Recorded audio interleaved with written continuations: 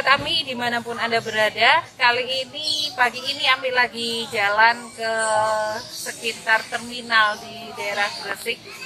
Kita datang di sebuah rumah anjal, jadi di sini banyak sekali anak-anak jalanan yang kebetulan ada rumah anjal ini adalah pembinaan untuk mereka, anak-anak jalanan ini untuk bisa belajar. Dan di sini ada kita nanti akan berkenalan dengan guru-gurunya yang ada pembinaan di sini, kayak Pak Ali, ada Bu Iki, Bu Yanti, terus dari yang satunya Bu Dayana nggak masuk. Jadi kita akan coba berbincang-bincang, ada apa sih di sini? Apa yang menginspirasi mereka, mengetuk hati mereka untuk berpartisipasi, menyayangi, memberikan sesuatu dengan nilai plus kepada negeri ini untuk anak-anak negeri.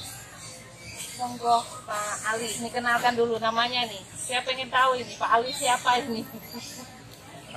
Selamat pagi semuanya, assalamualaikum.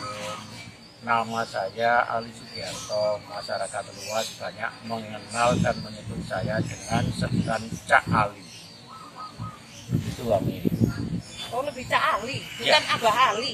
Abah Ali itu sebutan di keluarga besar saya ketika saya punya anak yang pertama kali.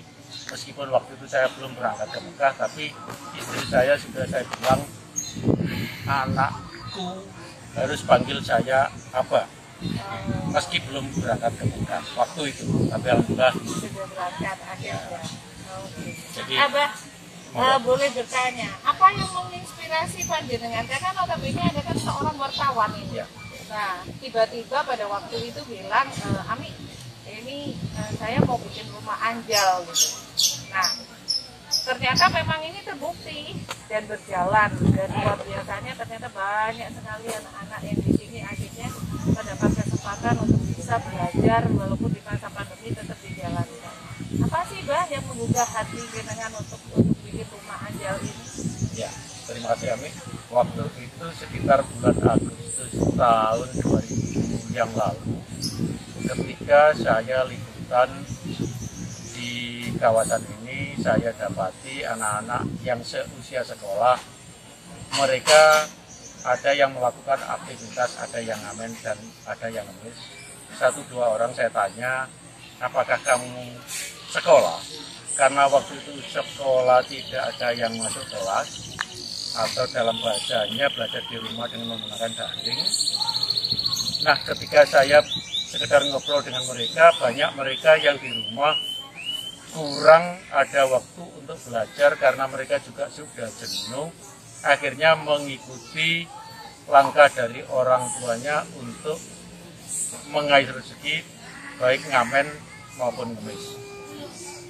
Berawal dari kondisi yang kayak begitu, saya tergerak untuk mengajak mereka untuk sekedar belajar bersama. Waktu itu saya punya ide untuk membuat bimbingan belajar gratis bagi anak-anak jalanan, dan saya kumpulkan di terminal ini yang saya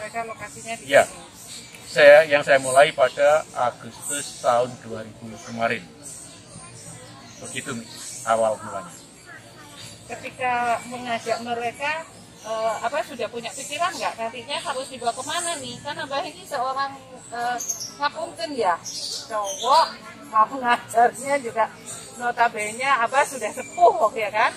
Terus gimana nih ngumpulin anak-anak ngajar? Terbersit nggak pikiranku, aku ngajarku ya opo yo gitu? Karena kami dari keluarga besar pendidik, saya sendiri sempat sekolah dulu meskipun tidak ngajar, sehingga mental sebagai pendidik itu tergugah ketika melihat yang kayak gitu. Jadi namanya saya itu orang masjid, semangat mental untuk dakwah itu tetap ada dimanapun dan pakai metode apapun.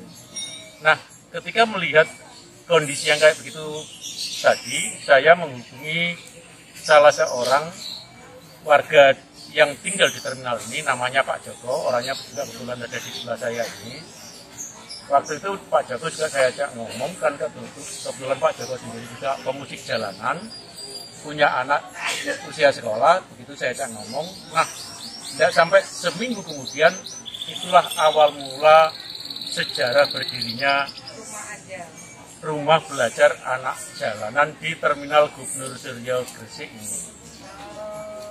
Dengar-dengar juga nih ya Pak Joko. Pak Joko siapa ini kalau boleh tahu Pak Joko? Mulyono. Pak Joko Pujo Mulyono.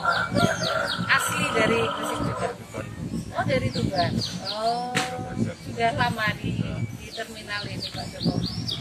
Tahunan. Oh 10 tahun. Ketika Abah ini bilang mau pengen bikin rumah baca anak jalanan ini, terus akhirnya buat tempat belajar, gimana kira-kira Pak Joko merasakan? Ya senang-senang aja Bu. Oh. Karena apa anak-anak bisa belajar. Berarti welcome ya, terima ya usulannya ini untuk bersama-sama untuk memberikan sesuatu kepada anak-anak. Oke, Abah di sebelah kita ini juga ada seorang pengajar yang diajak Abah untuk bekerja sama dalam pengembangan rumah belajar anak-anak ini. Dan beliau ini adalah juga termasuk guru PAUD ya. Beliau kepala sekolah, beliau mengajar pagi di teman ya.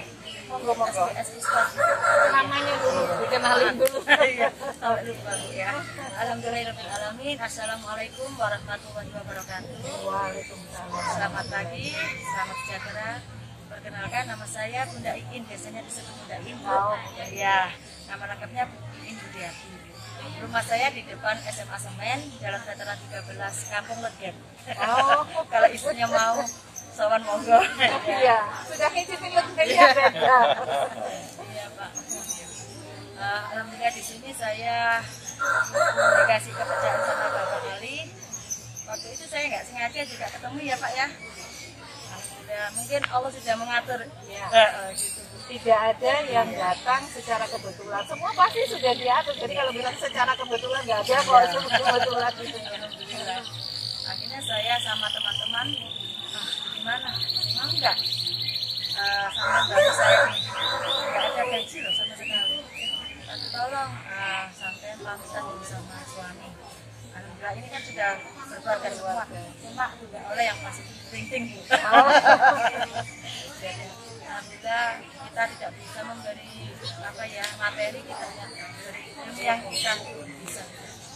Itu sesuatu yang luar biasa. Alhamdulillah. Apa yang mendorong ibu ini mengajak teman-teman yang notabene kita ini nggak dapat gajian loh, Pak juga nggak menjanjikan gajian ya, tapi tetap bersemangat untuk memberikan sebuah kasih sayang ilmu kepada anak-anak jalanan. Pertama-tama saya gini, memang waktu itu kan masih pandemi amat sangat ya, pembelajaran juga sulit. Bangsa kita kalau terus gimana anak-anak kita? Waktu itu saya nggak sengaja naik land, saya lihat tuh banyak yang ini. Ya, akhirnya Meminta-minta. akhirnya saya gini, kemana anak-anak? Saya nggak tahu, ternyata Pak Ali cerita di sini ada yang satu ini, yang satu ini. Oh, jadi saya nggak ada gajinya, nggak apa-apa loh. Nggak apa-apa, kita laksanakan, yang penting kita ikhlas dulu ya. Saya tanya, mudah-mudahan ini semua. Insya Allah kalau kita mikir akhirat, dunia itu jalan sendiri. Alhamdulillah suami saya juga lancar kerjaannya. Alhamdulillah anak juga sehat juga.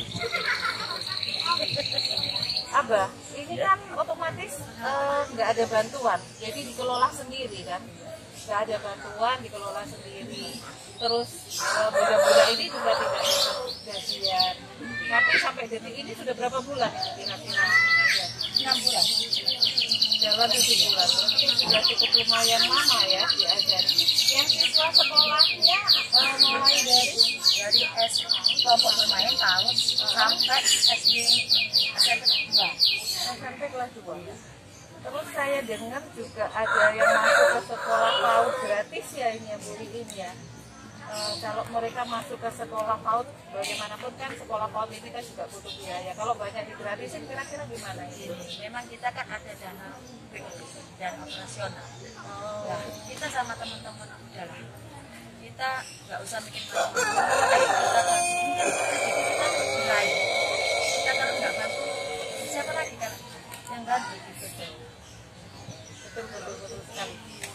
dan keren sekali karena menurut hukumnya Allah nih ya gitu. Ketika kita memberi sebenarnya itu adalah untuk diri kita sendiri, bukan untuk orang lain gitu.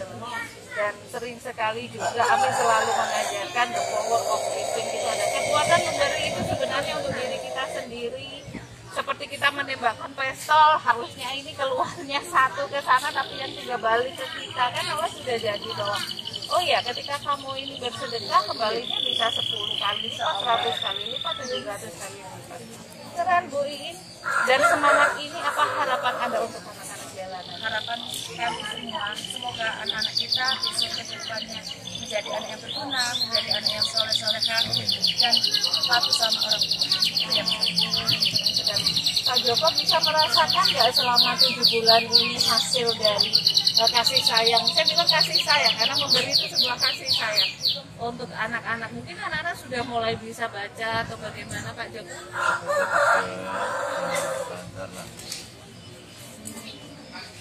Bacanya sudah mulai lancar. Terus ada kegiatan apa lagi yang biasanya tidak pernah ada tuh jadi ada?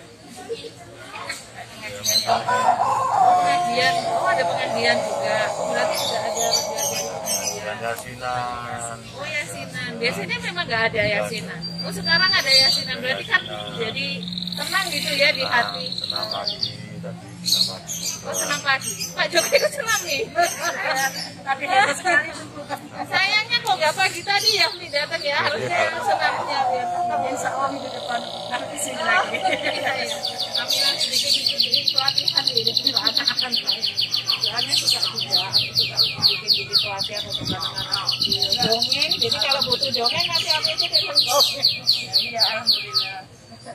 Oke, ini ada Mbak Yan, ada Nanola.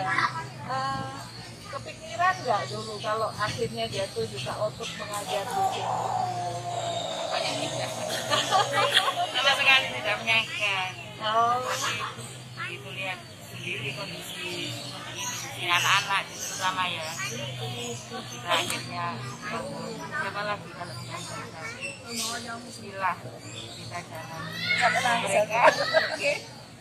Dan mereka juga menerima kita kayak ibu sendiri gitu loh, datang sekali minta bantu.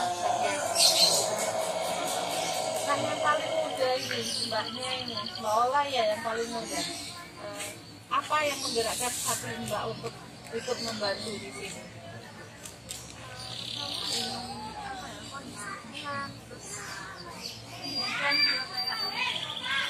Aku masih muda gitu, jadi ya ayolah karena kan berjarak saya jadi kayak kakak sendiri terus juga kayak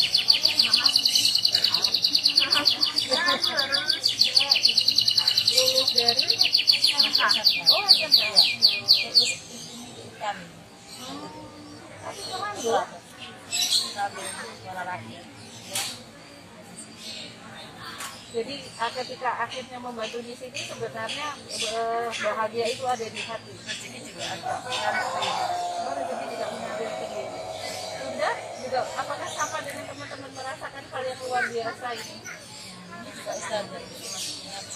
Oh. Maaf ini Bu Ustazah. Berarti akan ada ngajinya. Mengaji. Pengajian juga yasinan setiap hari Kamis. Anak-anak itu juga belajar pelajaran umum seperti membaca. Nah, anak banyak yang belum bisa membaca kemarin, terus dikte. Sekarang akhirnya sudah mulai. Alhamdulillah. Keren sekali. Abah ada harapan nggak ini untuk generasi muda atau untuk mungkin pesan dan kesan untuk orang di luar sana tentang Ya. Secara kebetulan saya awal dulu yang ingin saya ciptakan dan yang ingin saya tanamkan kepada anak-anak di lingkungan terminal, kondisi terminal dalam hal ini kepada anak jalanan, saya kepingin menerapkan dalam hal ini adalah pendidikan moral, pendidikan akhlak, wawasan kebangsaan dan wawasan bernegara. Pada waktu itu saya hanya berandai-andai. Sudahlah, namanya orang hidup di terminal ini, satu keras, yang kedua mohon maaf, meski mereka beragama tapi yo bolong-bolong, sehingga dalam otak bawah sadar saya hanya begini, mudah-mudahan orang yang begini, andai kata mereka sedikit agak nakal, suatu ketika pernah saya ajak belajar agama begini, belajar moral begini, suatu ketika pada titik jenuh atau titik terendah, dia masih ingat bahwa ajaran moral kayak gini, ajaran agama kayak gini. Harapan saya kepada semua keluarga yang lain, terutama yang bukan dari kelompok Anjal, bahwa saudara-saudara semua berbahagialah. Ternyata ada saudara-saudara kita yang ada keterlambatan, bukan keterbelakangan, tapi ada keterlambatan. Mereka kepingin belajar karena semua anak jalanan yang ada di terminal ini semuanya sekolah. Cuman ada yang usianya harusnya sudah SMP tapi masih SD. Ada juga beberapa anak di sini yang terpaksa tidak bisa mengambil rapot karena masih punya tunggakan. Yang kayak begini kan harus disyukuri oleh keluarga yang lain, karena mereka masih bisa makan sehari 3 kali, masih bisa ngambil ijazah atau rapot. Kira-kira itu nih yang harapan saya sih, mudah-mudahan keberlanjutan, keterlangsungan proses belajar di rumah belajar Anjal ini bisa berlangsung. Begitu, Bang. Amin, amin. Oke, sahabat Ami, dimanapun Anda berada, keren sekali kan? Pada pagi ini kita ketemu orang-orang yang punya hati lembut sekali. Mereka begitu peduli dengan orang-orang di sekitarnya. Untuk itu, memang kita hidup hanyalah untuk berbagi sebenarnya. Dan jangan pernah lelah untuk berbagi kebaikan, karena kebaikan pasti akan mendapatkan kebaikan. Sampai jumpa pada episode selanjutnya di Cerita Ami. Kali ini kita sudahi sampai sekian. Jangan lupa untuk tetap tune di sini, subscribe, like, serta komen. Wassalamualaikum warahmatullahi wabarakatuh. Waalaikumsalam warahmatullahi wabarakatuh.